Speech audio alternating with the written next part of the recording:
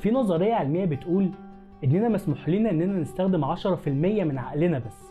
فهيحصل ايه لو قدر شخص انه يوصل بقدرات عقله ل 100%؟ فانا بقى جايب لك الفيلم اللي يقولك هيحصل ايه لو قدرت تستخدم ال 100% من قدرات عقلك دي. والفيلم اللي بتكلم عنه هو لوسي لسكارليت جوهانسون.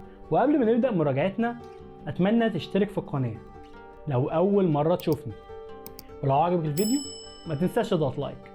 وندخل بقى على مراجعة الفيلم.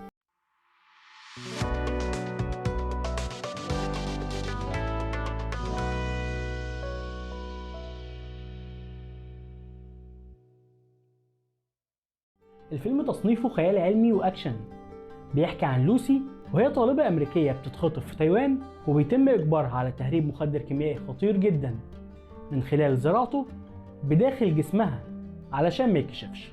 والمادة الكيميائية دي اسمها CBH4 واللي بتزود قدرات المخ البشري بشكل مرعب. وبتحصل حاجة لوسي بتخلي المادة دي تختلط بدمها وتكون عارفة انها تستخدم اكتر من 10% من مخها، فبتبقى قادرة على عمل حاجات مستحيلة زي التحكم في الزمن والمادة والذهن. الفيلم من اخراج لوك بيسون وبطولة سكارليت جوهانسون، مورجان فريمان، وعمرو واكد.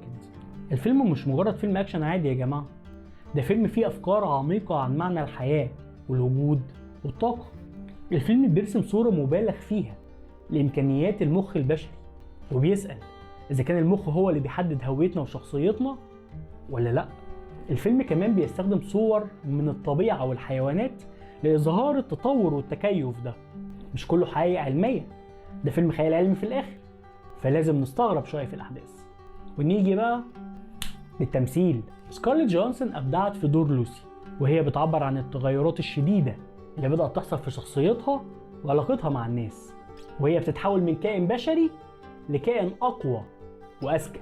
لكن كمان بنشوف مع أحداث الفيلم إنها بتفقد إحساسها بالإنسانية وأي مشاعر ممكن تأثر عليها. مورجان فريمان دوره في الفيلم ده إنه أستاذ في علم الأعصاب، وهو اللي بيحاول يرشد لوسي في رحلتها لفهم نفسها. ومحاضراته في الفيلم بتكون عن المخ والزمن، ومن خلال محاضراته دي أنت بتفهم إيه اللي بيحصل للوسي وممكن تقدر توصل لإيه. عمرو واكد في أدائه دور الضابط الفرنسي كان لايق عليه جدا، واللي بيمشي مع لوسي رحلتها طول الفيلم وبيحاول يحميها قدر الإمكان من كم الأخطار اللي فجأة بتلاقي نفسها فيها، أو خلينا نقول حاول يحميها. ما هي بالقدرات دي كانت بتحميه هو واللي بتشدد له أصلا. بس عمرو برضو رفع راسنا جامد في الفيلم ده. ها؟ يلا الفيلم مش طويل خالص يا جماعة، ده 90 دقيقة بس في حاجات كتير حصلت فيه. الفيلم سريع وحماسي وفكاهي حتى لما يكون عنيف أو حزين. الفيلم كمان مليء بالإثارة والإبداع طول مدته، وطبيعي جدا إن في ناس هتحبه وناس هتكرهه بسبب بعض النقاط العلمية اللي ممكن ما تبقاش مصدر اهتمام بعض الناس. لكن أنا شخصيا استمتعت بالفيلم جدا، وأنصحك تشوفه لو كنت بتحب تتفرج على أفلام بره إطار المألوف. وتقييم الفيلم لوسي هو 7/10. وبس كده، لايك وسبسكرايب بقى، وما تنساش. سلام.